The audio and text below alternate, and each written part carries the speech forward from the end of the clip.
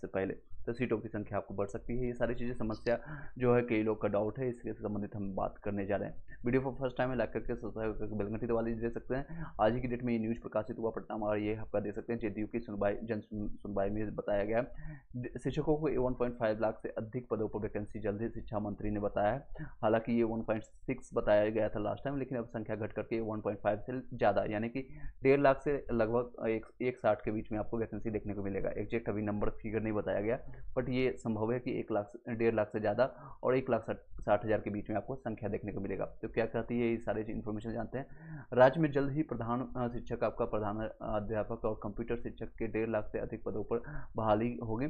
शिक्षा मंत्री जो है आपको सुनील कुमार ने बुधवार को जेडीयू जनता दरबार के बाद संवाददाताओं को से बातचीत में कहा कि प्रधान शिक्षक और आपका प्रधान अध्यापक और कंप्यूटर शिक्षक के 1.5 लाख, क्योंकि कंप्यूटर शिक्षकों की बहुत ज़्यादा रिक्वायरमेंट्स है, और हर एक क्लास में, चाहे हर एक स्कूल की बात करें तो उसमें अभी रिक्वायरमेंट्स है। कंप्यूटर की शिक्षा के बिना आप संभव नहीं है कि आगे का प्रक्रिया हम कभी भी एक साक्षर या डिजिटल युग का हम कल्पना कर सकते हैं। इवन आज के समय में आप लोग भली बात ही जानते हैं कि बिना कंप्यूटर के नॉलेज के आप लोग टिकट भी नहीं कटा सकते हैं, कि जनरल का टिकट या फिर कहीं भी आप सफ़र नहीं कर सकते हैं। तो these are the very important things, तो इसलिए ये सारे रिक्वायरमेंट्स है। और जेडीयू में आपका जो बताया गया दरबार में आपका कहा है कि प्रधान शिक्षक और कंप्यूटर से 1.5 लाख के अधिक पदों पर बहाली की होगी संभावना। हम लोगों ने अपनी डिमांड आयोग को भेज दी है, जो आपका ये जनता जो शिक्षा मंत्री वो कह रहे हैं। हम लोग 1.5 लाख से अधिक पदों पर उनकी बहाली करना चाहते हैं। जल्द ही वैकेंसी जो है आपका आएगी। एक अन्य सवाल पर शिक्षा मंत्री सुनील कुमार ने कहा है कि सभी विधायकों और विधान पार्षदों से 10-10 जर्जर सरकारी, यानी 10-10 ऐसे जर्जर सरकारी विद्यालयों की सूची बनाई जाएगी, मांगी गई है। जर्जर यानी अनुपयोगी भवन नए सिरे से मल्टी स्टोरेज इमारत के रूप में तैयार किए जाएंगे। जयंत राज का कहना है कि जन सुनवाई कि आपका बात पत्रकारों से भवन निर्माण आपका मंत्री जयंत राज ने कहा कि जर्जर और अनुपयोगी भवनों को राज्य सरकार नए सिरे से मल्टी स्टोरेज इमारत के रूप में तैयार करेगी। इससे आने वाले दिनों में आम लोगों को व्यापक फायदा होगा। उन्होंने कहा कि विपक्ष के नेताओं ने छुट्टी मनाने के लिए भारत बंद का ऐलान किया, बंद पूरी तरह से बेसर साबित हुआ है। तो ये कल के डेट में आपको पता है वाली बात है, 21 तारीख 21 अगस्त को भारत बंद का आह्वान किया गया था विपक्षी के की तरफ से, लेकिन वो उनका ये राह पलटवार रहा। शिक्षा में अब विभाग में आपको 1.5 लाख सेम चीज़ों को न्यूज में प्रकाशित किया है, देख सकते हैं। 1.5 लाख पदों पर आपको नियुक्ति की होगी। आपका बहाली अधिसूचना आपको बीपीएससी को भेजी गई है। अध्यापन जिसमें वैकेंसी देखने को मिलेगा, प्रधान अध्यापक और कंप्यूटर शिक्षक और ये सारे लोग। इसमें अब कंप्यूटर शिक्षक वाले जितने भी लोग हैं, क्योंकि आपको बीपीएससी TRE1 TRE2 के दौरान 3 एग्जामिनेशन हो चुका है आप लोग का। TRE1 TRE2 का नियुक्ति भी मिल चुका है, ज्वाइनिंग भी कर चुके हैं। TRE3 का भी प्रक्रिया जारी है। अब कई लोग क्वेश्चन कर रहे थे सर TRE3 में वैकेंसी इंक्रीज होगी, तो इसमें ये सदा गलत है और इसको खारिज कर दिया गया है। TRE3 में क्योंकि ये प्रक्रियाधीन है, ऑलरेडी एग्जामिनेशन हो चुका है, तो इसमें वैकेंसी इंक्रीज होने की संभावना नहीं है। जो आने वाले समय में TRE4 के लिए सारे ऐड ऑन होंगे, यानी जितनी वैकेंसी देखने को मिलेगा 1.5 लाख हो, 1,60,000 हो, या कुछ भी आपका नंबर होगा, एग्जैक्ट नंबर नोटिफिकेशन आने के बाद पता चलेगा, तो आपको सारी चीज़ प्रक्रिया मिलेगी TRE4 के लिए। आयोग के क्लियर हो पाएगा। इसके संबंधित अगर साक्ष्य देखना चाहेंगे तो हम आपको दिखाना भी चाहेंगे, इस तरह से देख सकते हैं। TRE4 में आपका कल के डेट में न्यूज में आपका प्रकाशित किया गया था, TRE3 में कोई भी सीट नहीं जोड़ा जाएगा। ये सेम चीज़ को यहाँ पर प्रकाशित किया गया था, TRE3 में कोई भी सीटों की संख्या ऐड ऑन नहीं होगी। चलिए, कोई और क्वेश्चन रहता था आप पूछ सकते हैं। और जो स्टेट वाले वेट कर रहे हैं स्टेट का रिजल्ट के लिए, और स्टेट जो अभी भविष्य में जो देने वाले होंगे, तो ही आप जो स्टेट पेपर 1 हो या 2 हो, अगर पास हैं या अपेयरिंग में हैं, तो ही आप अप्लाई कर पाएंगे। तो हालांकि इसकी चांसेज है कि आपको सितंबर के या लास्ट तक आपको देखने को मिलेगा स्टेट का रिजल्ट, और उससे संबंधित जो भी आपकी प्रक्रिया देखने को मिलेगा। तो इसकी ये सारे अभी डिले होगा। अभी रिजल्ट जब तक आपका TRE3 का जारी नहीं कर दिया जाता है, और इसमें जब तक एक क्लियरेंस नहीं आ जाता कितने सीटों पर रिजल्ट आई है, और बच्चे का जो डिमांड है, जो 3 चीज़ों को बार बार बोल रहे हैं, हमें बार बार मैसेज आ रही है इसके रिगार्डिंग क्वेश्चंस आ रही है व्हाट्सएप और टेलीग्राम ग्रुप में।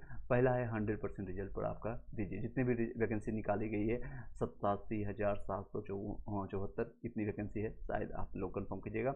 इतनी वैकेंसी पर 100% रिजल्ट दिया जाए, जिस तरह से TRE1 और TRE2 में क्या है, सीटों की संख्या आपको 1,70,000 वैकेंसी है, बट रिजल्ट दिया जा रहा है 1,20,000 या 87,000 सीट है।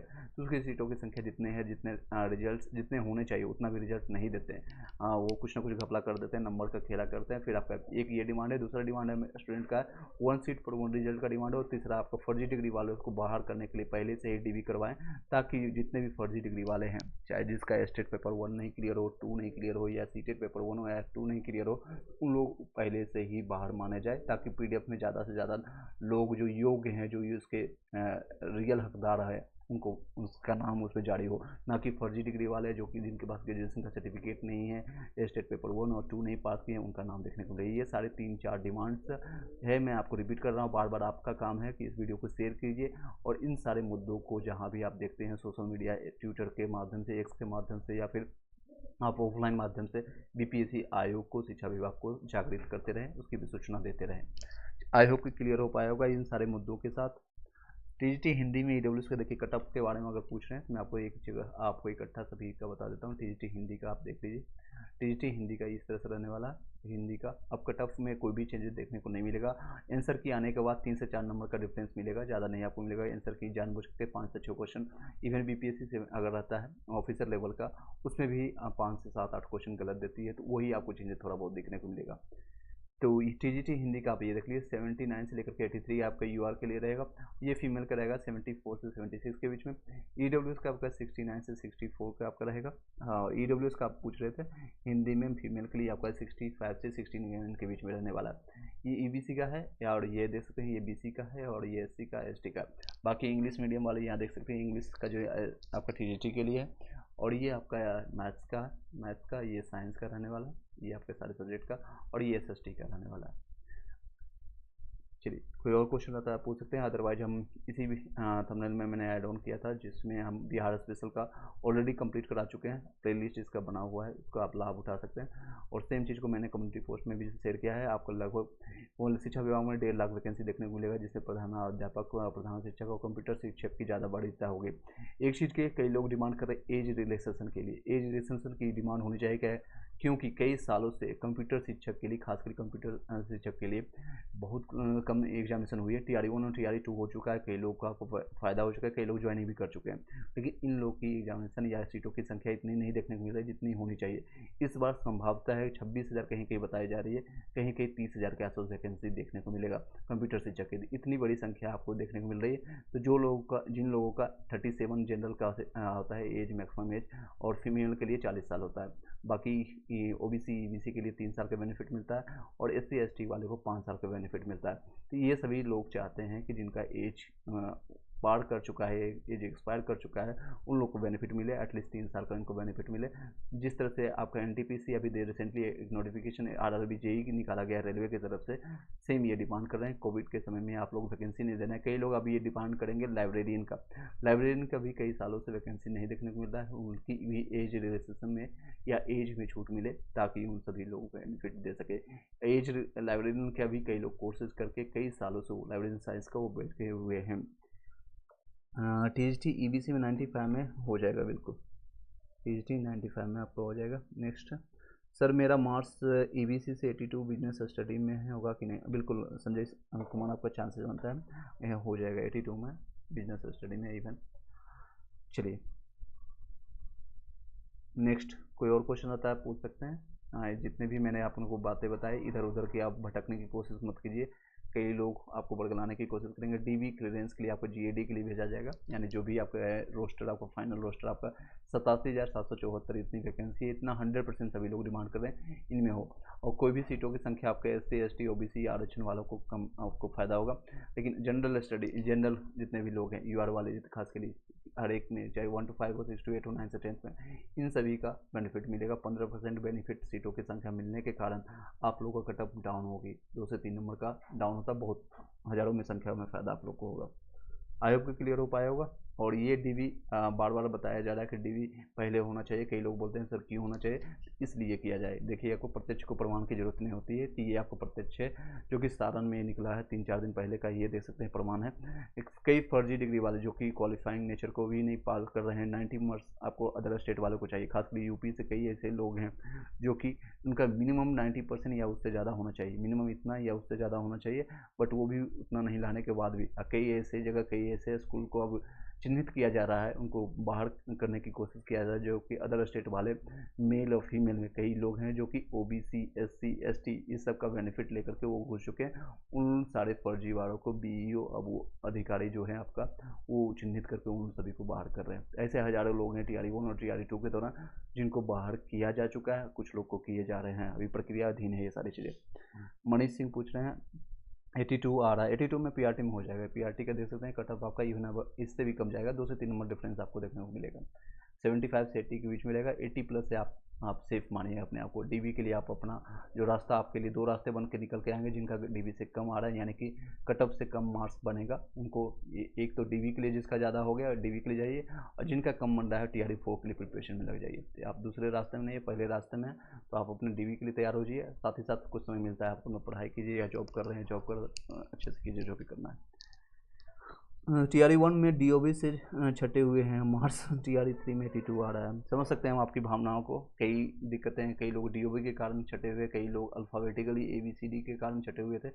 तो कट ऑफ मार्क्स इन आपके में कोई भी कमी नहीं है। जिनका 1 नंबर या 2 नंबर से नहीं होता है उसमें आपकी कोई कमी नहीं है। सीटों की संख्या कम थी, या सरकार ने गेम खेला था, इंटरनली कई चीज़ें हुई थी टीआरई 1 में और टीआरई 2 के दौरान, तो वो भावना हम समझ सकते हैं। इस बार ना हो, इसलिए ज़्यादा से ज़्यादा प्रक्रिया से आप लोग ये सारी चीज़ें करें ताकि आपका डीवी पहले हो, ताकि कई ऐसे फर्जी डिग्री हो सकता है आपका इस बार भी आपका 82 ही चला गया, खुदा ना खास्ते, और आपका डीओबी के कारण ना रहे, तो इसलिए फर्जी डिग्री वाले को पहले ही बाहर कर दिया जाए और 1 सीट पर 1 रिजल्ट आए ताकि बेनिफिट हो। दूसरा आपका 100% रिजल्ट आए। ये 3 चीज़ें की डिमांड है, आप सभी का डिमांड है, सभी स्टूडेंट को ये 3 डिमांड है। हर एक वीडियो में जाइए, ये 3 डिमांड को आप कमेंट बॉक्स में पेस्ट कीजिए, वीडियो को शेयर कीजिए, मेरे लिए नहीं अपने लिए शेयर कीजिए, ताकि उन सभी जो अधिकारी जो बीपीएससी बिहार शिक्षा बोर्ड में बैठे हुए हैं उनको पता चले कि स्टूडेंट की एक्चुअल में डिमांड क्या है। आने वाले समय में विधानसभा के चुनाव है, तो इस पर एक चोट भी लगेगी, उन जनताओं से उनको वोट भी लेना है। तो वोट की राजनीति के लिए टीआरई 3 वैकेंसी निकाली गई थी, टीआरई 1 और टीआरई 2, ये सेम चीज़ें उसको कोरिलेट करता है, इसका रिलेशन इसके साथ बना हुआ है। कोर्ट में ऑर्डर दिया है सस्पेंशन में रिजल्ट के लिए। ओके, हाँ, ये टीआरई 1 और टीआरई 2 में आपका ये अभी इसका क्लियरेंस नहीं आया, लेकिन इस पर सारी चीज़ें अभी सारी चीज़ें प्रोसेस में है अभी सभी चीज़ें। 60 अभिषेक कुमार सिंह EWS में आपका हिंदी में बन रहा है 81 में हो जाएगा। चलिए नेक्स्ट।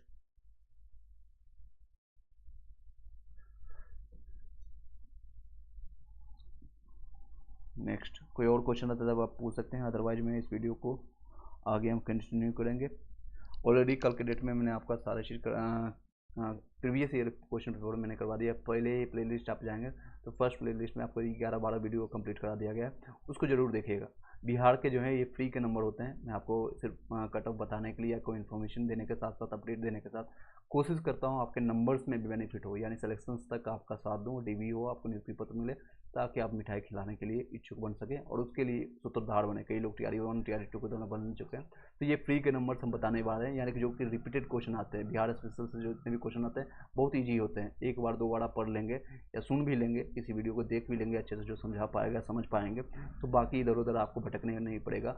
लगभग 20 से 25 क्वेश्चन हर बार आती है, चाहे बीपीएससी की बात करें, टीआरई 1 और टीआरई 2 के दौरान में भी आया था, और टीआरई 3 में भी आया था, टीआरई 4 में भी आने की संभावना है, इसमें भी आएगी, इसमें भी नो डाउट इसमें भी आने की संभावना है। और बीपीएससी 70 के लिए जो प्रिपरेशन कर रहे हैं उन लोगों को भी बेनिफिट होगा। सर होम साइंस में पीजीटी में 70 है, वो आपका मेल या फीमेल 70 में आपका चांसेस बनेगा, क्योंकि पीजीटी का उतना कट ऑफ नहीं जाता है। पीआरटी में 91 में डेफिनेटली गौरव मौर्य आपका हो जाएगा। नेक्स्ट, मेल फीमेल जरूर आप लिखिएगा, सत्यम यादव सॉरी। चलिए इसको हम कंटिन्यू करते हैं। आप अपना क्वेश्चन जो भी होगा इससे संबंधित, जो मैंने आज के समय में टॉपिक को कवर किया, या कोई भी आपको बीपीएससी से संबंधित आपको क्वेश्चन रहता है तो आप पूछ सकते हैं। स्टेट के लिए मैंने बता दिया, स्टेट का रिजल्ट अभी पेंडिंग में है, जल्दी उसका जारी कर दिया जाएगा। उसके बाद आपका स्टेट का नेक्स्ट जो है जुलाई में आना चाहिए था स्टेट का, लेकिन अभी आया नहीं। बीपीएससी 70 के लिए भी लोग वेट कर रहे हैं, लेकिन 12 सितंबर के बाद चांसेज है, 12 सितंबर के बाद इसकी नोटिफिकेशन देखने को मिलेगा। हालांकि वैकेंसी भी अभी क्लियर नहीं हुआ है, कितनी वैकेंसी आनी होगी। सभी लोग बता रहे हैं 800 से लेकर के 1000 तक वैकेंसी देखने की संभावना है। सर जिसके लिए हिंदी में 68 में 69 है अदर स्टेट से हो सकता है, जिसके हिंदी में 89 79 हाँ अदर स्टेट में अगर आप हैं तो आपका चांसेस है। बता देता हूँ मैं सभी का, हिंदी वाले जितने भी लोग हैं 68 वाले जो पूछ रहे हैं हिंदी का, ये दे सकते हैं। ये आपका रहने वाला है। अगर आप मेल में हैं तो आपका 80 से 85 के बीच में रहेगा मेल का। अगर आप फीमेल में है अदर स्टेट वाले तो 72 से लेकर के 78 के बीच में रहेगा। हाँ 2 से 3 नंबर यहाँ पर डाउन होगी क्योंकि यार की सीटों की संख्या आपकी बढ़ गई है। 40% पर आपको रिजल्ट जारी किया जाएगा, तो इसमें 2 से 3 नंबर आप डाउन करके भी आप आशा रख सकते हैं इसका। और ये ईडब्ल्यूएस का है, ये आपका ईडब्ल्यूएस फीमेल का है, ये आपका ईबीसी का है, ये बीसी का है, और ये ईबीसी का है, ये ईबीसी का है, ये एससी का रहने वाला है, एससी और ये एसटी का रहने वाला है। चलिए संजय आई होप कि आपको क्लियर हो पाया होगा। 82 में बीसी में आपका हो जाएगा, बीसी में आप देख सकते हैं 82 आपका ये यहाँ पर का रहने वाला है।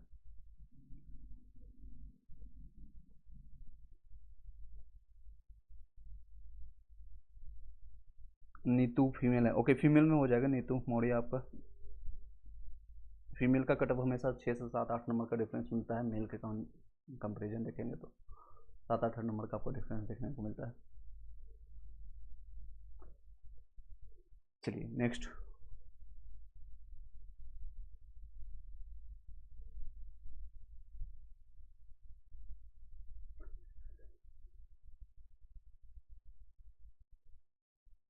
कोई और क्वेश्चन होता है आप पूछ सकते हैं। टीजीटी मैथ्स में आपका अरुण पांडे 94 में हो जाएगा, ईडब्ल्यूएस में 94 में हो जाएगा। डीवी के लिए आप तैयार कर लीजिए अपने आप को, इतने लोग का कटअप से ज़्यादा बन रहा है या कटअप के आसपास बन रहा है। डीवी के लिए साथ साथ आप प्रिपरेशन भी करते रहें। और दूसरा, जिन लोगों का कटअप से बहुत ज़्यादा कम है, 5 से 10 नंबर भी कम है, तो आप अपने आप को तैयार कर लीजिए 4 के लिए। दूसरा है आपका रास्ता एक डीवी के लिए। और सिलेक्शन मात्र 87,000 ही लोगों का होगा, तो हो सकता है जो आपको कटअप बताया जा रहा है सेम कटअप आने के बावजूद भी आपका सिलेक्शन ना हो। मैं ये भी बता सकूँ हो भी जाएगा, नहीं हो, मैं चाहूँगा सभी का हो, यस हो, बट नो इसलिए होगा क्योंकि लास्ट टाइम भी इसी तरह रहा है, डीओबी के कारण लोगों का नहीं हुआ है। डेट ऑफ बर्थ अगर आप नए हैं, यानी आपका मान लीजिए आपका डेट ऑफ बर्थ 1999 का है और कोई आप ही के साथ बगल में बैठा हुआ है जो बंदा है 91 का बैठा हुआ है, तो 8 साल पुराना बंदा है तो इनको प्रायोरिटी दिया जाएगा, इनको बढ़िया दिया जाएगा। जो पुराने बंदे हैं,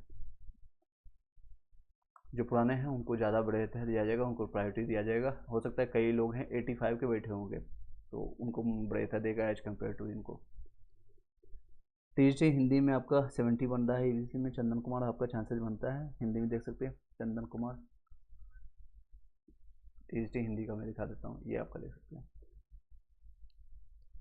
ईबीसी में आपका 70 पे आ रहा है, ईबीसी का ये रहने वाला है फीमेल का, तो डार्क हो गया, ये रहने वाला है 63 से 68 है। यहाँ तो आपका 2 से नंबर ज़्यादा ही है, तो आपका चांसेस बनता है। पीआरटी में 72 है, अदर स्टेट फीमेल से चांसेस नीतू मौर्य हो जाएगा, उसमें पीआरटी में चांसेस है आपको हो जाएगा। पीआरटी का यहाँ पर देख लीजिए, बाकी लोग भी यहाँ पर पीआरटी के जितने लोग हैं यहाँ पर पीआरटी का, ये मेल का और फीमेल का इस तरह से है।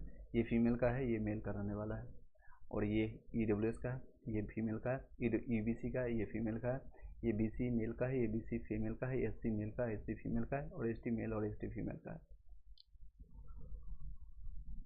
एसएसटी टीजीटी में आपका 70 एससी कैटेगरी में हो जाएगा हंस कुमार। चलिए और कोई क्वेश्चन रहता है आप पूछ सकते हैं। इसी वीडियो में हम कंटिन्यू करेंगे बीपीएससी का एडिटोरिया का जो हम कंप्लीट करा रहे हैं, वो आपका ऑलरेडी हिस्ट्री कंप्लीट हो चुका है, पूरा अच्छे से कंप्लीट करा दिया है। और शॉर्ट फॉर्मेट में आपका 30 मिनट 20 मिनट कर क्लासेज लेकर के आपका कंप्लीट हो चुका है। ज्योग्राफी 2 लेक्चर लिया हूँ, ज्योग्राफी का 2 लेक्चर हुआ। पीवाई की यानी प्रीवियस ईयर क्वेश्चन पेपर अभी तक बीपीएससी के द्वारा जितने भी क्वेश्चन पूछे गए हैं वो सारा कंप्लीट हम करा दिए हैं। कल के डेट में 2 लेक्चर लिए थे, 2 क्लासेज हुई थी, 1 घंटे का 2 घंटे हुआ था, उसको भी आप जरूर देखिएगा। पीवाईक्यू से आईना आपको पता चलेगा कि बीपीएससी पूछती किस तरह से क्वेश्चन है। ये सारे फ्री के नंबर होते हैं, एक बार बन जाएंगे। जो इजी क्वेश्चन होता है ना, सबसे ज़्यादा डिफिकल्ट और जो दर्द होता है एग्जामिनेशन निकलने से बाद, इजी क्वेश्चन आपका छूट जाता है बाद में लगता है अरे यार चंपारण के बारे में नहीं पढ़े, वो सेट 1857 नहीं पढ़ पाए, 1857 के वीर कुंवर सिंह को नहीं जान पाए, जगदीशपुर के रहने वाले, ये सारे क्वेश्चन जब छूट के आ जाता है यानी गलत करके आ जाते हैं आप लोग न, तो वो ज़्यादा आपको डिफिकल्ट है, आपको लगता है। और इवन आपका जो रैंकिंग या फिर आपका मेरिट लिस्ट या डीबी कट ऑफ से आपको डाउन कर देता है। तो इजी क्वेश्चन को छोड़ना ही नहीं छोड़ना है, और साथ ही साथ मीडियम वाले क्वेश्चन को थोड़ा टैकल करना है, थोड़ा टाइम लेकर के सेकेंड अटैम्प्ट में आपको ट्राई करना है, वो आपको छोड़ना है। दो पैटर्न आप समझ जाएंगे, इजी और मीडियम वाले को। हार्ड वाला को किसी से नहीं बनता है, अगर हार्ड क्वेश्चन आए बीपीएससी सेट किया है तो किसी से नहीं बनता है। अगर आप तुक्का मार के नेगेटिव मार्किंग नहीं है तो आप कर लेते हैं, वो अलग बात है, लेकिन जहाँ नेगेटिव मार्किंग होगा वहाँ पर आप फंस जाएंगे। चलिए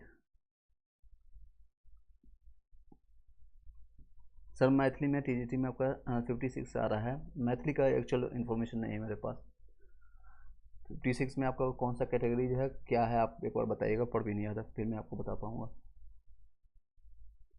उर्दू में आपका 75 में BC2 में हो जाएगा। चलिए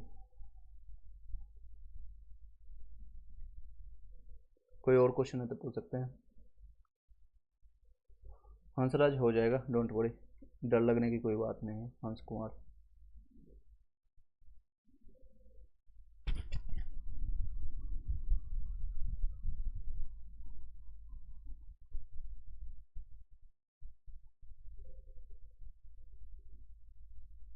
चलिए आगे कंटिन्यू करते हैं। आई होप कि आप सभी का क्वेश्चन का जवाब मिल गया होगा। चलिए एज यूजल जो हम आप बताते हैं आपको, जो देख सकते हैं बीपीएससी का प्रीव्यू IQ हम आपका पूरा कंप्लीट करा चुके थे, पूरा आपका ये जा करके आप देख सकते हैं, सारा मैंने कंप्लीट करा दिया है। CDPO में BPSC 70 का, 69 का, 67 का, 60 आपके जितने भी एग्जामिनेशन हुए सारे मैंने आपको कंप्लीट करा दिए। बाद में उसको देख लीजिएगा। इसको कंटिन्यू करते हैं, मैंने कल तक आपको मैंने यहाँ तक पढ़ा दिया था आपको। उसके बाद हम आगे कंटिन्यू करते हैं। आपको नदियाँ सारा कंप्लीट हो जाएगा, बिहार की जितनी भी नदियाँ थी, रिवर्स था, डैम था, मैंने आपको कंप्लीट कर दिया है। BRT उर्दू में आपका 70 मैंने बता दिया, 75 में आपका हो जाएगा। आगे कंटिन्यू करते हैं आपका नदियों और उसका उद्गम स्थल कहाँ पर है और उसका कहाँ पर जाकर के ये संगम मुहाना जाकर के मिलती है, बिहार में लंबाई कितनी है, इसके बारे में हम जानते हैं। तो सबसे पहले आपको जानते हैं गंगा के। गंगा जो है आपका गंगोत्री आपका इसका उद्गम होता है, यानी कि जहाँ से वो निकलता है उसको उद्गम कहते हैं। तो उद्गम स्थल कहाँ पर है इसका, तो आपका है गंगा, आपका गंगोत्री से आपका निकलती है, उत्तराखंड से। ये बंगाल की खाड़ी में जाकर इसका संगम मुहाना मिलता है। उसके बाद इस टोटल बिहार में जो इसका रह रहता है 445 किलोमीटर का रहता है। बिहार में आपको 445, अगर पूरे इंडिया की बात करेंगे गंगा का तो 25 से 25 किलोमीटर इसका रहता है। बिहार में 445 किलोमीटर। ये बक्सर से आपका इंटर करता है और आपका होते हुए बक्सर, आरा, भोजपुर होते हुए, दानापुर होते हुए, पटना होते हुए, बख्तियारपुर, बाढ़ और मोकामा और फिर सिमरिया पुल होते हुए यहाँ से आपका मुड़ जाती है। उसके बाद आपका सारे चीज़ मुड़ते हुए फिर ब्रह्मपुत्र में जाकर के मिल जाती है। टोटल 445 किलोमीटर कवर करती है। आई होप कि समझ पाए होंगे। बाकी प्रीवियस वीडियो को बाद में देख लीजिएगा, मैंने सभी चीज़ें देख सकते हैं। गंगा की जो मुहाना इस तरह से है, ये आपका गंगा इस तरह से, ये बक्सर होते हुए, आड़ा होते हुए इस तरह से निकलती है। ये पटना आ गया यहाँ पर गंगा, और ये सोन का जो मिलन होता है यहाँ पर पटना आपका है, और ये यहाँ से निकलते हुए सिमरिया होते हुए ये सारी चीज़ें हैं। और यहीं पर आपका सोन के बाद पुनपुन निकलती है, फाल्गुन आती है, फिर ये क्यूल जंक्शन यहाँ तक आती है, क्यूल यानी लखीसराय के पास। उसके बाद ये थोड़ा सा यहाँ टर्न लेती है और इसके बाद ये गंगा जाकर के यहाँ पर मिल जाती है। गंगा से कई नदियाँ यहाँ पर मिलती है, जो कोई कोसी, बिहार का शोक कहलाने वाली कोसी यहाँ पर मिलती है, कुर्सेला में आकर के मिलती है। कहाँ पर, कुर्सेला में, हाँ कटिहार में पड़ता है, कटिहार डिस्ट्रिक्ट में। और ये महानंदा फिर आकर यहाँ पर मिलती है। ठीक है, ये आई होप कि समझ पाए होंगे बाकी सारी चीज़ें इस तरह से। और ये ब्रह्मपुत्र में जाकर के यहाँ पर वेस्ट बंगाल में जाकर के गिर जाती है। राजेश राज पी ज्योग्राफी में आपका BC2 में कितना जाएगा, आप बताइएगा, अपना नंबर बताइएगा। हाँ, जो लोग भी पूछ रहे हैं आप अपना नंबर और जो भी कैटेगरी में है, जिस भी कैटेगरी आप पूछिएगा। नेक्स्ट आगे कंटिन्यू करते हैं। घाघरा, घाघरा का उद्गम तिब्बत में स्टार्ट होता है, तिब्बत से निकलता है, तिब्बत से निकलता है घाघरा, और गंगा में सारण में आकर के मिलती है। ठीक है, इसका मुहाना मिलता है सारण में, और ये 83 किलोमीटर का है मात्र, सबसे कम है इसका घाघरा, ये तिब्बत में आकर के मिलती है। घाघरा को देख लेते हैं। घाघरा ये है आपका घाघरा। ठीक है, ये आपका घाघरा है, यहाँ पर देखते हैं, ये देख सकते हैं, ये आपका तिब्बत से आते हुए यहाँ पर उत्तर प्रदेश से आकर यहाँ पर आकर के मिलती है, उत्तराखंड और उत्तर प्रदेश यहाँ पर आकर गंगा में आकर के यहाँ पर ख़त्म हो जाती है। इसका डिस्टेंस मात्र और मात्र 83 किलोमीटर है, याद रखिएगा ये सारी चीज़ों को। BC2 में 72 आ रहा है, चांसेस बनेगा इसमें BC2 में हो जाएगा। ठीक। नेक्स्ट है गंडक का, अगर देखें टोटल 83 किलोमीटर। गंडक के बारे में नेपाल से ही निकलती है और गंगा में सोनपुर में आकर के मिल जाती है और टोटल 260 किलोमीटर में जाती है। तो गंडक को हम देखते हैं यहाँ पर, गंडक यहाँ पर देख सकते हैं, ये पश्चिम चंपारण होते हुए यहाँ से निकलती है, नेपाल से की ये बॉर्डर शेयर करता है यहाँ नेपाल और उत्तर प्रदेश दोनों, पश्चिम चंपारण में यूपी का। तो यहाँ से गंडक होते हुए निकल के आती है, टोटल 260 किलोमीटर यहाँ डिस्टेंस करती है और फिर ये यहाँ आकर के गंगा में आकर के मिल जाती है। ठीक है, गंगा में आकर के मिल जाती है। ठीक है, गंडक आकर के गंगा में आकर जगह समाहित हो जाती है। टोटल 260 किलोमीटर डिस्टेंस कवर करती है। तो ये सारी चीज़ें आपको क्वेश्चन ज्योग्राफी के आपको पूछे जा सकते हैं। ठीक है, इडोटेरिया का हम बुक करवा रहे हैं। आगे कंटिन्यू करते हैं, सॉरी आगे कंटिन्यू करते हैं। ये देख सकते हैं बूढ़ी गंडक। बूढ़ी गंडक आपका है जो सोमेश्वर पहाड़ी से आता है, ये पश्चिम चंपारण की ही आपको सबसे ऊपर से पहाड़ी आती है, वहीं से इसको बूढ़ी गंडक और गंडक दो अलग अलग है। पुरानी जो एक नदी का जो बहाव हो रहा करती है उसको बूढ़ी गंडक, और नई जो निकली है उसको गंडक के नाम से जानते हैं। ये गंगा में खगड़िया में आकर के मिलती है और ये सोनपुर में मिलती है, हाजीपुर से थोड़ा आगे। तो ये देख सकते हैं ये बूढ़ी गंडक आपका है। बूढ़ी गंडक ये आपका देख सकते हैं, ये सोमेश्वर की पहाड़ी से निकल करके यहाँ इस तरह से निकलते हुए यहाँ आकर के आपका यहाँ टोटल डिस्टेंस इसका कवर कितना किया है ये जान लेते हैं। टोटल डिस्टेंस इसमें थोड़ा बूढ़ी गंडक का ज़्यादा है, 320 किलोमीटर, लगभग आपका 60 किलोमीटर का डिस्टेंस ज़्यादा है इससे गंडक से। तो ये बूढ़ी गंडक ज़्यादा यात्रा करती है। इससे भी समझ सकते हैं जो बूढ़े लोग होते हैं ज़्यादा अपना जीवन का यात्रा सफल करते हैं और यहाँ आकर के फिर आपका गंगा में खगड़िया में आकर के मिल लेते हैं। कहाँ पर? खगड़िया में आकर के मिल जाते हैं। ये खगड़िया बेगूसराय से थोड़ा आगे आपको पड़ेगा, खगड़िया में आकर के मिल जाती है। फिर आप बागमती पढ़ते हैं। बागमती आप देखते हैं महाभारत श्रेणी के ही नेपाल श्रेणी में आकर के मिलती है। महाभारत श्रेणी से यहाँ से उद्गम होता है और कोसी में आकर के यहाँ पर इसका मिलान होता है और 394 किलोमीटर का है। तो 394 किलोमीटर ये सफ़र तय करती है। तो ये आपका है बागमती। ये आपको देख सकते हैं बूढ़ी गंडक के पास में ही ये भी नेपाल से आती है, महाभारती नदी इसको करते हुए। और ये सारा चीज़ जाकर के फिर आपका कोसी में बिहार का शोक कहलाने में वहाँ पर मिलती है और फिर ये दोनों मिल करके आकर के गंगा में मिल जाती है। चलिए नेक्स्ट चलते हैं। नेक्स्ट कितना है? 394 किलोमीटर, याद रखिएगा डिस्टेंस के साथ। कमला, कमला ये भी महाभारत से नेपाल से निकलती है और कोसी में जो बिहार के शोक कहलाने वाली है, इसका डिस्टेंस नहीं दिया गया है यहाँ पर, तो यहाँ जानते हैं ये कमला है। इसका ये देख सकते हैं ये आकर के फिर ये कोसी में आकर के मिल जाती है। इसको थोड़ा क्लियर कर देते हैं ताकि आपको अच्छे से समझ आए। देख सकते हैं ये आपका कमला यहाँ पर इस तरह से आती है, यहाँ पर आकर के ये कोसी में फिर मिल जाती है, कोसी में मिल करके फिर गंगा में आकर के मिल जाती है। चलिए नेक्स्ट है कोसी के ऊपर जानते हैं। कोसी जिसको गोसाई स्थान से आकर गोसाई स्थान से नेपाल से निकलती है और गंगा कुर्सेला में आकर के कटिहार के डिस्ट्रिक्ट में जो मैंने बताया आपका 260 किलोमीटर इसका डिस्टेंस रहता है। पीआरटी का मैंने बता दिया। हसन राजा आपको, हसन राजा आपका 75 में हो जाएगा BC2 में। नेक्स्ट सेम क्वेश्चन बार बार टाइप कर रहे हैं। ये देख सकते हैं कोसी आपका ये भी नेपाल की नदियों से आकर के होती है, 260 किलोमीटर का डिस्टेंस कवर करते हुए कुर्सेला में आकर के जो कि कटिहार डिस्ट्रिक्ट में पड़ता है आकर के गंगा में समाहित हो जाती है, मिल जाती है। नेक्स्ट है हम पढ़ते हैं महानंदा। महानंदा है पश्चिम बंगाल के दार्जिलिंग जिले की पहाड़ियाँ हैं गंगा। अगर इसमें कोई भी क्वेश्चन होता है, कोई भी डाउट होता है, आप पूछ सकते हैं, इसको दोबारा हम समझा देंगे, बता देंगे डायग्राम के साथ। पश्चिम बंगाल के दार्जिलिंग के जिले के पहाड़ी से निकलता है और गंगा में मालदा में आकर मिल जाता है। मालदा का आपको फेमस है आम, देख सकते हैं। तो ये महानंदा इस तरह से निकलता है, ये देख सकते हैं, ये आपका मालदा, ये आया थोड़ा छोटा कर देते हैं, ये देख सकते हैं, ये महानंदा आपका निकलता है यहाँ से, देख सकते हैं दार्जिलिंग से होते हुए, इसे जहाँ पर चाय सबसे ज़्यादा फेमस है और ये गंगा में आकर के मिल जाती है यहाँ पर। ठीक है, गंगा कहाँ पर आकर मिलती है? तो आपको महानंदा का मालदा में निकलती है, पश्चिम बंगाल में चल जाता है। बंगाल पश्चिम बंगाल के दार्जिलिंग के जिले से निकलती है। चलिए नेक्स्ट क्वेश्चन पर चलते हैं। कर्मनाशा, कर्मनाशा आपका कर्म का नाश हो जाएगा, यहाँ नहाने की एक ऐसा प्रचलन है।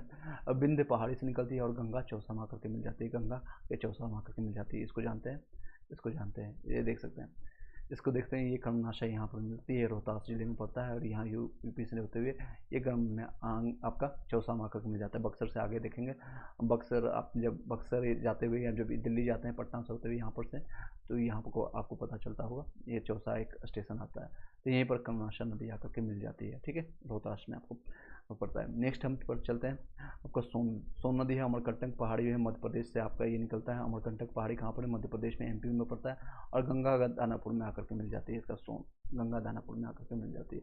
ये सोन नदी देख सकते हैं, ये देख सकते हैं, ये सोन नदी आकर के दानापुर पटना में मिल जाती है। नेक्स्ट है चलते हैं पुनपुन, ये झारखंड पलामू से निकलता है। पुनपुन जो है पो से पुनपुन, पो से पलामू, याद रखिएगा, पो से पुनपुन, पो से पलामू, ये झारखंड में है। गंगा के फतवा में आकर के मिल जाती है। फतवा में देखेंगे यहाँ पर ये मिल जाती है, ये पुनपुन आकर के फतवा में आकर के मिल जाती है, ये फतवा पुनपुन में आकर के मिल जाती है। नेक्स्ट निरंजना को पढ़ेंगे। निरंजना फाल्गुन इसी को कहते हैं, फल्गु या छोटा नागपुर पठार से निकलता है झारखंड से, ये पुनपुन नदी के साथ गंगा में आकर के मिल जाती है, वहीं पर आकर मिलती है। और यही निरंजना नदी के किनारे आकर के गौतम बुद्ध को ज्ञान की प्राप्ति हुई थी गया में। ये देखते ही गया से आती है ये सारे फल्गु या निरंजना नदी, आप इस तरह से देख सकते हैं, मोहना इसी से कर करके निकलता है। तो आगे पढ़ते हैं अजय। अजय जो है जमुई में आपका ये नदी बहती है, जमुई से निकलती है, जम्मू की पहाड़ी से, और गंगा में आकर पश्चिम बंगाल में आकर के मिल जाती है। यहाँ पर आप देखेंगे क्यों में इस तरह से ये आपको निकलती है। नेक्स्ट है क्यूल। क्यूल के हजारीबाग से आपका झारखंड से आपको निकलता है, और ये सकड़ी छोटा नागपुर पठार से निकलती है, और ये लखीसराय आपका गंगा में आकर के मिल जाती है। क्यूल का नदी के साथ में गंगा आपका मैदान में आपको देखने को मिलता है। तो क्यूल आपको ये सारी चीज़ें यहाँ पर देखने को मिलता है, ये गंगा नदी में आपको देखने को मिलेगा। और मोहना आपको मैंने बता दिया। आई होप कि क्लियर हो पाएगा। फिर सब एक एक पार्ट हम पढ़ेंगे, कितना डिस्टेंस है, कितना आपका क्या चीज़ें हैं, पूरे इंडिया वाइज में हम पढ़ेंगे। गंगा नदी के बारे में जानते हैं। गंगा जो है उत्तराखंड के गंगोत्री ग्लेशियर से निकलती है, ग्लेशियर जो पिघलता है उसी से आपका निकलते हुए गंगा निकलती है। कहाँ से निकलती है? तो उत्तराखंड के। इसकी लंबाई 2525 किलोमीटर है, जैसे मैंने बताया, जिसमें बिहार में इसकी लंबाई मात्र कितना है? तो 445 किलोमीटर है, 445 किलोमीटर है। देवप्रयाग में अलकनंदा और भागीरथी दोनों नदियों के मिलने के बाद इस नदी को गंगा नाम से जाना जाता है। तो यह कहाँ आकर के, इससे पहले इसको देवप्रयाग में जो है, देवप्रयाग में उससे पहले देवप्रयाग जो है इलाहाबाद प्रयागराज जिसको कहते हैं, उससे पहले इसको कहते हैं देवप्रयाग में अलकनंदा और भागीरथी के जो संगम होता है, ये उत्तराखंड का है, सॉरी ये प्रयागराज का नहीं है। वहाँ से इस तरह से ये नदियाँ निकलती है, और एक यहाँ से आती है, एक अलकनंदा ऊपर से आती है, नीचे भागीरथी, दोनों का जो मिलने का जो संगम होता है उसी को कहते हैं गंगा। ठीक है, देवप्रयाग में इसको कहते हैं, देवप्रयाग में देखने को मिलता है ये गंगा। गंगा नदी है बिहार की सबसे प्रमुख नदी है, और प्रवाह तंत्र का आधार भी है, ये रहने वाली है, ये सबसे ज़्यादा प्रमुख और प्रवाह तंत्र का आधार रहती है। नेक्स्ट चलते हैं, नेक्स्ट चलिए नेक्स्ट। कोई क्वेश्चन रहता है आप पूछ सकते हैं, डोंट वरी, या फिर आप कोरिलेट करिए। जिनको पढ़ाई करने की इच्छा है, जो इन सारी चीज़ों को कोरिलेट करेंगे, 20 से 25 मिनट लेंगे क्लास। अगर आप ज्वाइन करना चाहते हैं तो वेल एंड गुड है, नहीं करना चाहते हैं तो भी कोई दिक्कत नहीं, बट हम आगे कंटिन्यू करेंगे। बाद में एडिट करके उसे हम प्ले लिस्ट में डाल देंगे, जो हम अभी ज्योग्राफी कंप्लीट करा रहे हैं। ठीक है, कुछ दिन मौका 3 से 4 दिन में ज्योग्राफी कंप्लीट हो जाएगा, फिर इकोनॉमिक्स पढ़ाएंगे। हिस्ट्री ऑलरेडी कंप्लीट करा चुका हूँ मैं। नेक्स्ट है, आगे बढ़ते हैं। गंगा नदी बिहार में बक्सर जिले में चौसा के समीप प्रवेश करती है, जैसा कि मैंने बताया, चौसा के पास समीप करती है, बिहार बक्सर से जिले से करती है, और कटिहार एवं भागलपुर से सीमा बनाती हुई बिहार से बाहर पश्चिम बंगाल में चली जाती है। इस दौरान नदी जो है बिहार के 12 जिलों से गुजरती है। तो ये क्वेश्चन आता है कई बार बीपीएससी, मैंने कल आपको करवाया था पीआईक्यू, उसमें भी क्वेश्चन है गंगा कितने जिलों से होकर के गुजरती है बिहार में? तो 12 जिलों से होकर के गुजरती है, याद रखिएगा। बिहार में गंगा नदी की सर्वाधिक लंबाई जो है पटना में देखने को मिलता है, लगभग 130 किलोमीटर 120 किलोमीटर का डिस्टेंस इसमें शेयर करता है, दानापुर से लेकर के सिमरिया तक आपको ये डिस्टेंस देखने को मिलता है। तो 120 किलोमीटर या उससे ज़्यादा है, पर सबसे ज़्यादा लंबाई कहाँ पर है? तो पटना में। टोटल कितने जिले को गुजरती है? तो आपको 12 जिलों से गुजरती है। नेक्स्ट है, गंगा की सहायक नदी जैसे कि घाघरा, गंडक, बूढ़ी गंडक, कोसी, सोनपुर, पुनपुन आदि नदियां बिहार में गंगा से मिलती है, जबकि महानंदा और अजय बिहार से बाहर गंगा में मिलती है। ठीक है, बिहार से बाहर यहाँ पर मिलती है, मैंने आपको बताया है यहाँ पर, आपको डायग्राम में बताया कौन से दो नदियां हैं जो कि बाहर में मिलती है।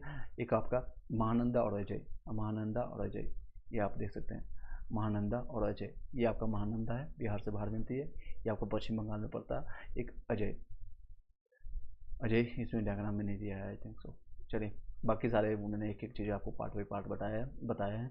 नेक्स्ट, बांग्लादेश में इसे क्या कहते हैं? गंगा नदी को पद्मा नदी के नाम से जाते हैं, पद्मावती नहीं बल्कि ये पद्मा है, पद्मा। ठीक है, पद्मा नदी कहा जाता है, और ये अंततः बंगाल की खाड़ी में आकर गिरती है। आई होप क्लियर हो पाएगा। गंगा नदी से कोई क्वेश्चन आता है बिहार के परिप्रेक्ष्य में, आप लोग का क्वेश्चन नहीं छूटना चाहिए। अगर आपको डाउट है तो पूछ सकते हैं, अभी जितने लोग अभी लाइव में हैं, कोई भी कोई डाउट है तो बताइए, दोबारा बता सकते हैं अभी। नेक्स्ट है घाघरा नदी, हम पढ़ेंगे। यह मानसरोवर है, तिब्बत के पास से निकलती है बिहार के। आप मानसरोवर कई लोग आपने फिल्मों में देखा होगा, इसकी जो वादियाँ हैं, नेचर है, इसका प्रकृति का जो है वो बहुत अच्छी देखने को मिलता है। तो ये कहाँ से निकलता है? तिब्बत में मानसरोवर से ये पास से निकलती है, और बिहार के सिवान में प्रवेश करती है। उत्तर प्रदेश और बिहार की सीमा पर बहती हुई इस सारण में गंगा में मिल जाती है। कहाँ पर आकर मिलती है? तो सारण में आकर के मिल जाती है। ये आपका रहने वाला है घाघरा नदी। चलिए, इसका डिस्टेंस भी बताया मैंने कितना है, तो आपको एक बार देख लीजिएगा। अन्य नाम इसको सरयू नदी भी कहते हैं। सरयू यह वही नदी है जो कि मैदानी भाग में पड़ता है, जो कि अयोध्या से नदी में है। इसी नदी में अकबर भगवान राम और बाकी उनके 4 भाइयों जो हैं जल समाधि ले लिए थे, जल समाधि सरयू नदी। नेक्स्ट है गोकरा और करमाली, करनाली नेपाल में, ये सारे जो फेमस अन्य नाम से इसको क्या मैदानी भाग में इसको सरयू कहते हैं, या गोकरे या करनाली, नेपाल में इसको करनाली या गोगरा के नाम से जानते हैं। इसकी सहायक नदी जो है राप्ती है, छोटा ना गंडक है, शारदा है, भेरी है, सेती, इस तरह से इसको जानते हैं। नेक्स्ट है गंडक पढ़ेंगे आपका, गंडक नदी, उसके बाद बूढ़ी गंडक भी पढ़ेंगे, ये इसका बड़ा भाई है, समझ सकते हैं। गंडक नदी को नारायणी यानी मैदानी भाग में इसको नारायणी कहते हैं। इस सप्त गंडकी या शालिग्रामी यानी नेपाल में इसको शालिग्राम के नाम से जाना जाता है। गंडक की मुख्य शाखा जो है धौलागिरी और अन्य श्रेणियाँ जो है पार करते समय गांजे बनाती है। ठीक है, क्या बनाती है फिर से बताते हैं, इसको गांजे बनाते गोर्ज बनाती है। एक बार फिर से बताते हैं, एक बार इसको गोर्ज बनाती है। गंडक की मुख्य शाखाएं जो है धौलागिरी और अन्य जो अन्नपूर्णा श्रेणियों को पार करते समय इसको है गोर्ज बनाती है। बिहार में भैंसा लोटन यानी पश्चिम चंपारण में प्रवेश करती है। यह उत्तर प्रदेश और बिहार के बीच में 45 किलोमीटर की सीमा बनाती है। इसकी सहायक नदियां हैं काली गंडक और त्रिशूली और बूढ़ी गंडक आदि। इनमें से मिलने वाले गोल गोल काले पत्थरों को शालिग्राम कहा जाता है। शालिग्राम इसके नाम इसलिए पड़ा क्योंकि गोल गोल पत्थर यहाँ पर पाई जाती है, और इसका पिक्चर आप देख सकते हैं। ये सारी चीज़ें ये आपका ये गंडक का ये आपका निकल के यहाँ से आती हुई, और 45 किलोमीटर इसका बाउंड्री शेयर करता है आपका उत्तर प्रदेश के साथ भी, और यहाँ आकर के फिर गंगा में मिल जाती है। चलिए आगे बढ़ते हैं। बूढ़ी गंडक सोमेश्वरपुर श्रेणी से, जो कि पश्चिम चंपारण में आपका आता है। सोमेश्वरपुर श्रेणी मैंने कल की डेट में आपको बताया था, पश्चिम भाग से निकल करके आपका पश्चिम चंपारण है, पूर्वी चंपारण और मुजफ्फरपुर, समस्तीपुर, बेगूसराय जिलों से बहते हुए अंत में खगड़िया जिले में आकर के गंगा में मिल जाती है। बूढ़ी गंडक का लंबाई 320 किलोमीटर है इसका डिस्टेंस, और गंगा के बाद सबसे ज़्यादा डिस्टेंस इसी का 445 किलोमीटर आपका बिहार में आपका गंगा बहती है, और बूढ़ी गंडक उसके बाद 320 किलोमीटर का डिस्टेंस कवर करते हुए यहाँ करके खगड़िया बेगूसराय में आकर के यहाँ पर मिल जाती है। ठीक है, आई होप क्लियर हो पाया होगा, इससे संबंधित क्वेश्चन छूटना नहीं चाहिए। नेक्स्ट है इसका जो अन्य नाम क्या है, सिकरहना ऊपरी भाग में इसको कहते हैं, इसको क्योंकि सिकुड़ती हुई निकलती है जिसके कारण इसका नाम है, तो ये इसको सिकरहना के नाम से जानते हैं। इसके सहायक नदियां हैं मशान, बालोर, तिउड़ और धनौती के नाम से जानते हैं। बागमती नदी के बारे में जानते हैं। ये नेपाल में हिमालय के महाभारत श्रेणी से निकलती है। तो किस श्रेणी से निकलती है, तो महाभारत श्रेणी से निकलती है, महाभारत श्रेणी से निकलती है। बिहार में सीतामढ़ी जिले में प्रवेश करती है और अंत में गंगा में विलीन हो जाती है। पहले यह बूढ़ी गंडक में मिलती थी, लेकिन अब यह कमला नदी से मिलकर के कोसी नदी में मिल जाती है। पहले कहाँ पर, तो ये बागमती नदी के बारे में दिखा देते हैं आपको, ये देख सकते हैं। पहले ये बूढ़ी नदी में मिलती थी, लेकिन अब क्या है, थोड़ा इसको आगे करके कोसी में नदी में जाकर के मिलती है, कोसी नदी में मिल करके फिर गंगा में जाकर के प्रवाहित हो जाती है। चलिए नेक्स्ट क्वेश्चन पर चलते हैं, नेक्स्ट पॉइंट पर चलते हैं। ओके ओके ओके, इसका नाम मैंने बता दिया। चलिए इसकी सहायक नदियाँ जो हैं लाल बकिया है, लखनदेही है, मनोहरा है, अधवाड़ा है, विष्णुमती आदि है। नेपाल में इस नदी के तट पर काठमांडू एवं पशुपति नाथ मंदिर स्थित है, जो कि पशुपति का जो है भगवान शिव का ये बहुत बड़ा मंदिर यहाँ पर काठमांडू में है, जो कि आपका नेपाल की राजधानी है। नेक्स्ट कोसी नदी, या इसके बारे में तो क्या ही बताएं। ये नेपाल के उत्तर पूर्व में स्थित है, आपका गोसाई स्थान से निकलती है। इसे नेपाल में सप्तकोशिकी कहा जाता है। सप्तकोशिकी इसी को कहते हैं, कोशिकी, क्योंकि यह 7 धाराओं से मिलने से बनती है। कोशी नदी जो है बिहार में सुपौल जिले में प्रवेश करती है और कुर्सेला में गंगा नदी में विलीन हो जाती है। कुर्सेला आपका कटिहार जिला में मैंने आपको बताया, लगभग ये 260 किलोमीटर का ये भी डिस्टेंस कवर करती है बिहार में। कोसी नदी अपने मार्ग परिवर्तन में एवं बाढ़ के लिए कुख्यात है, जिसको कहते हैं डेंजरस, कुख्यात डाकू की तरह है। यह मार्ग कब परिवर्तन कर देगा, कब क्या होगा, बाढ़ लाने के लिए कुख्यात है, इसलिए इसे बिहार का शोक कहते हैं, यानी बिहार का अभिशाप, सोर ऑफ बिहार कहते हैं इसको। ठीक है, इंग्लिश मीडियम वाले सीबीएसई वाले कई लोग देखते हैं तो इसको सोर ऑफ बिहार कहते हैं कोसी नदी को, बाकी सारे नेम सेम ही है। इसकी सहायक नदियाँ जो अरुण, तमोर, लिखू, दुधकोशी यानी तमाकोशी और इंद्रावती और सुनकोशी है। इंग्लिश वाले इसको जो है नाम को ही पढ़ेंगे, बाकी सारे जो भी वर्ड होगा इस इंग्लिश में हम कन्वर्ट कर देंगे, डोंट वरी। चलिए नेक्स्ट आगे बढ़ते हैं। महानंदा नदी के बारे में जानते हैं, और इसका डायग्राम मैंने आपको कोसी नदी को एक बार दिखा देता हूँ ताकि आपके दिमाग में छप जाए। जब भी कोसी का जब भी आपका मेंस का या कोई पेपर होता है तो इस तरह के डायग्राम को आप एक बार रफली जरूर बनाइएगा। यह आपका बिहार का डायग्राम एक रफली आप आयताकार इस तरह से बना करके आप देख सकते हैं। इस तरह से बना लीजिएगा आप पेपर पेज पर, उसके बाद यहाँ से निकाल दीजिएगा। ठीक है, कोसी आकर के गंगा में आकर के प्रवाहित हो जाती है। इसका डिस्टेंस कितना है, तो आपका डिस्टेंस मैंने बताया कोसी का 260 किलोमीटर है। ठीक है, आगे कंटिन्यू करते हैं। कैसा लग रहा है आप लोग जरूर बताइएगा। कुछ समझ आ रही है क्या? इस तरह के क्लासेज आपने कभी लिया है? कुछ एक्स्ट्रा आपको मिल रहा है? अगर 1% भी आपको बेनिफिट होता है तो मैं समझूंगा मेरा मेहनत सार्थक हुआ, अदरवाइज कोई बात नहीं। आगे चलते हैं। महानंदा नदी के है, ये पश्चिम बंगाल के दार्जिलिंग जिले की पहाड़ी से, ये पश्चिम बंगाल के कहाँ से, दार्जिलिंग जहाँ चाय निकलता है तो समझ सकते हैं, वहाँ से निकल करके आपका किशनगंज होते हुए पूर्णिया कटिहार होते हुए मालदा पश्चिम बंगाल में गंगा नदी में आकर के मिलती है। यह उत्तर बिहार के सबसे पूर्वी नदी है, यानी सबसे ईस्टर्न साइड में आपको मिलता है, ईस्टर्न साइड यानी पूर्वी भाग में। इसकी सहायक नदियाँ जो है पेनोर है, नागड़ है, वालासार है, मैची है, ये सारी इसके सहायक नदियाँ।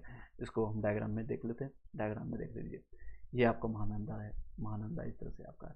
ठीक, ये पश्चिम आपका निकलता है पश्चिम बंगाल के दार्जिलिंग से होते हुए, चाय पीते हुए खाते हुए निकल करके यहाँ आकर के मिल जाती है गंगा में, और उसके बाद फिर ब्रह्मपुत्र में ये प्रवाहित हो जाती है।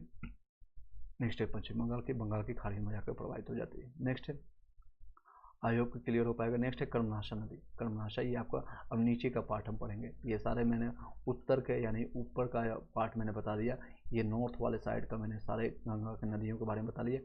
अब हम साउथ के सारे साइड से बताना शुरू करेंगे। यहाँ कर्मनाशा, फिर सोन, पुनपुन, फल्गु, मोहना, क्यूल और ये सारे नदियों के बारे में जानेंगे। नीचे कम है नदियाँ, ऊपर में ज़्यादा है, उधर ज़्यादा वर्षा का क्षेत्र भी देखा जाता है। कल के डेट में मैंने बताया है आपको इस सारे रीजन्स के कारण। कर्मनाशा नदी है, इसकी उत्पत्ति जो है आपको उत्पत्ति विंध्य पहाड़ी से होती है। यह बिहार उत्तर प्रदेश की सीमा निर्धारित करती है। चौसा जो है बक्सर में आकर के गंगा नदी में प्रवाहित हो जाती है। यह दक्षिण बिहार की सबसे पश्चिमी नदी है, सबसे पश्चिम के साइड में है। और कर्मनाशा नदी ये अपवित्र नदी माना जाता है। ये अपवित्र यानी आपके जो भी कर्म किए हैं, पुण्य कर्तव्य किए हैं, वो आपका नाश हो जाएगा। कर्मनाशा नाम से ही पता चल रहा है, ये ऐसा मान्यता है। ये आपको देख सकते हैं, डायग्राम आपको दिखा देते हैं, बाकी हम क्लियर कर देते हैं ऊपर के सारे डायग्राम्स। अब आपको कोई ज़रूरत नहीं है, तो ये सारे डायग्राम देख सकते हैं। ये आपका गंगा का है, यहाँ पर देख सकते हैं। ये कर्मनाशा नदी इस तरह से आकर के यहाँ चौसा बिहार में आपको बक्सर में आकर मिल जाती है। और इससे पहले का सारा पार्ट है जो यूपी का पार्ट है। ठीक है, यूपी का पार्ट है।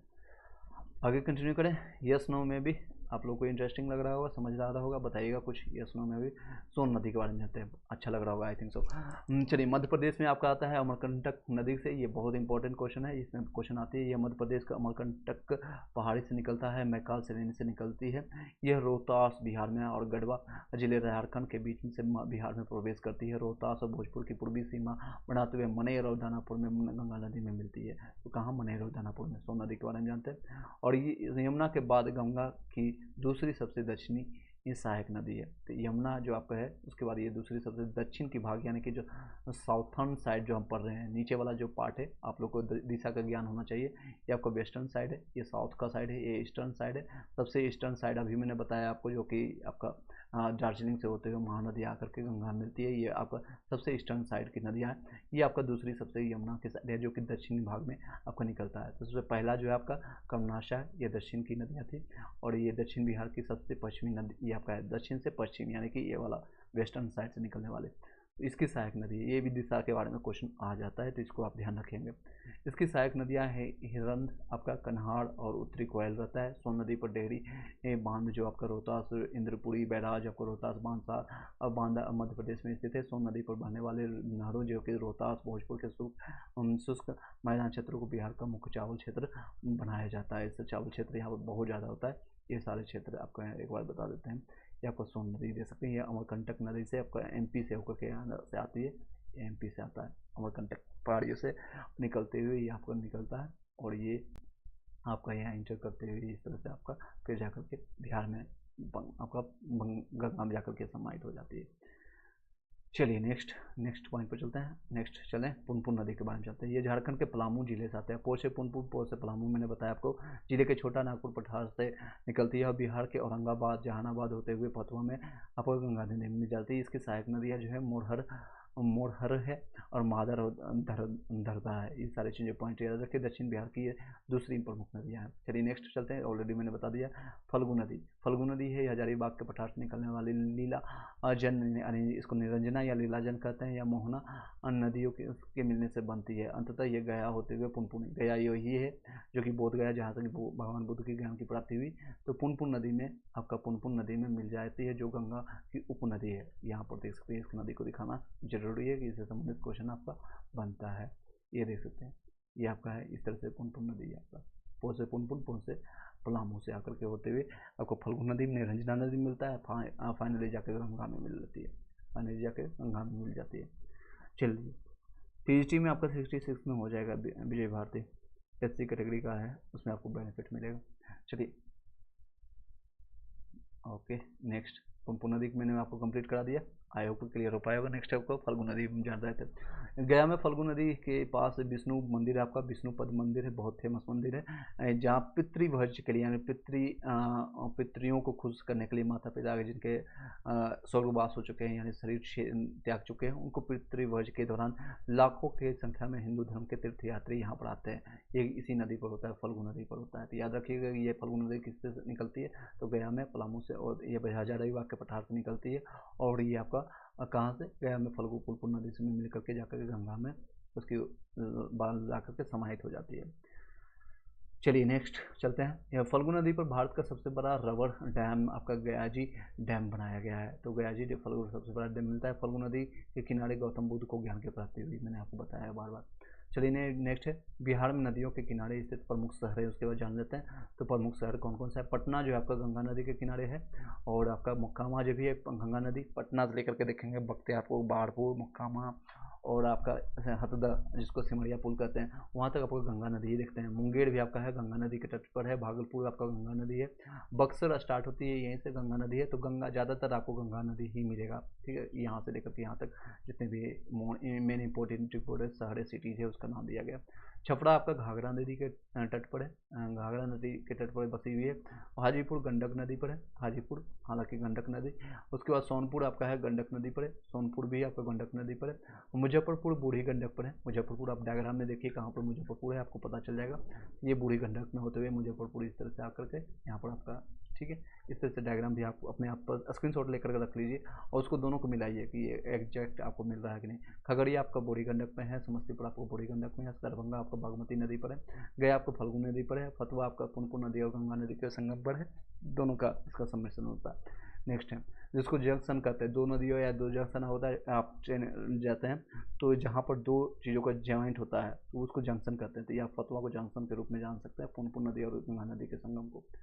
नेक्स्ट है बिहार की नदियाँ, नदी घाटी परियोजना क्या क्या चीज़ें रही है, तो इसके बारे में जानते हैं। जल प्रबंधन के उद्देश्य से बिहार में तीन बहुउद्देशीय परियोजना का निर्माण किया गया है। इस परियोजना में बाढ़ नियंत्रण हुआ है, सिंचाई आपको प्रबंधन हुआ, जल संरक्षण और पर्यटन, परिवहन, ऊर्जा उत्पादन आदि का भी लक्षित किया गया है। बिहार में जो तीन जो है इम्पोर्टेंट आपके बहुउद्देशीय परियोजना है, एक तो सोन नदी पर हुआ, गंडक नदी और कोसी नदी पर हुआ। सोन बहुउद्देशीय परियोजना है। सोन नदी परियोजना का निर्माण 1874 इसमें डेहरी रोहतास में, डेहरी ऑन सोन एक शहर भी है, डेहरी रोहतास में किया गया है। यह बहुउद्देशीय नदी जो है बिहार की सबसे पुरानी एवं प्रथम नदी घाटी परियोजना है। तो सबसे पहले अगर पूछेगा तो कौन सा है, तो सोन में को जानते हैं, सोन नदी के, ठीक है। सोन नदी आपका 1874 ईस्वी में ये बनती है। आगे बढ़ते हैं। डेहरी में बारून के पास में सोन नदी पर बांध बना करके दो नहरें लेकिन दोनों किनारों से निकाली गई है। सोन जो है आपका पूर्वी सोन नहर जो है, इस नहर में से औरंगाबाद, गया, जहानाबाद, अरवल, पटना तक की सिंचाई की जाती है। इससे सिंचाई में फ़ायदा होता है, क्या क्या फ़ायदा होता है, ये आप जब मेंस का आएगा तो ये सारी चीज़ें पॉइंट लिख सकते हैं। इस परियोजना से हमको बाढ़ नियंत्रण के लिए सुविधा मिलती है, सिंचाई के लिए प्रबंधन होता है। सिंचाई से प्रबंधन अगर करते हैं यानी हमें आपको ज़्यादा कृषि कर सकते हैं, ज़्यादा खाद्यान्न हो सकता है। जल प्रबंधन कर सकते हैं, जल प्रबंधन अगर अच्छा से हम कर लेंगे तो भविष्य में जब सूखा आएगा तो हम उसको यूज कर सकते हैं। इलेक्ट्रिसिटी बनाने के लिए यूज कर सकते हैं, थर्मल पावर प्लांट बना सकते हैं। पर्यटन के लिए कई लोग यूज करते हैं, आपका ट्रेवलिंग वाले लोग वहाँ करके देख सकते हैं। परिवहन के लिए भी यूज हो सकता है, आपका ट्रांसपोर्टेशन के लिए, ऊर्जा उत्पादन के लिए भी हम यूज कर सकते हैं। ये सारे पॉइंटर्स को आप लिख सकते हैं। नेक्स्ट है पश्चिम सोन नहर में देखेंगे, ये पूर्वी सोन के बारे में बताया, ईस्टर्न साइड में क्या क्या सोन नदी का है, तो इसमें आपको औरंगाबाद, गया, जहानाबाद, अरवल, पटना किस तक के सिंचाई करते हैं।